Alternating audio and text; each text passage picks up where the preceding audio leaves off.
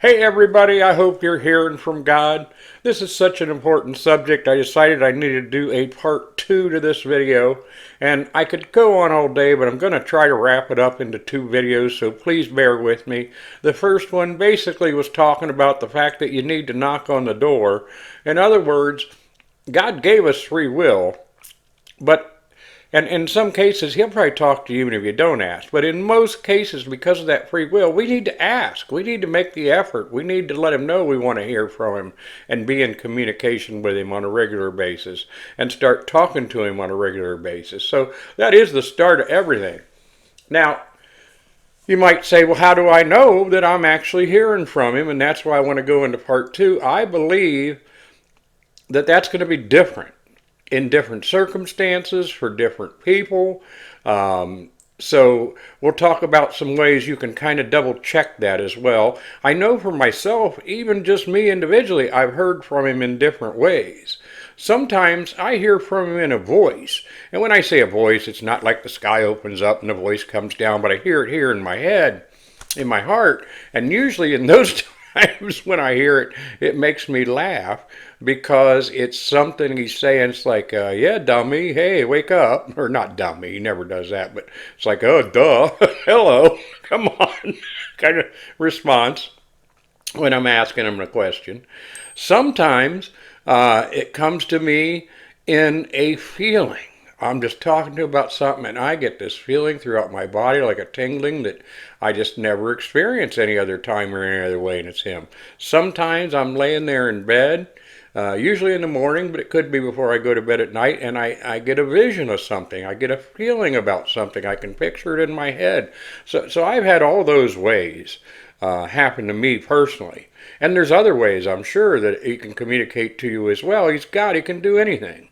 Sometimes he'll communicate to you through other people. And that'll get into some of the ways I think you could and should double check. I think especially in the beginning you need to double check this, and especially on big events you need to double check this, and I think you can always double check it no matter what on any size or any amount of times. First of all, let's just, say the fact that you can ask him again to verify it. You can ask him a second or third time. Please make sure, I want to make sure, Lord, this is really you. Can you be clear to me? We got to get rid of this idea that he's an angry God. He's not an angry God. That's not going to upset him. He isn't going to mind. He's going to be thrilled that you're actually trying to talk with him and partner with him and put him into your life. So I'll relate a funny story I heard on this. This was a very successful business guy. And he was talking about hearing from God, and God, he thought, had told him not to make an offer above a certain amount on this place he was going to buy.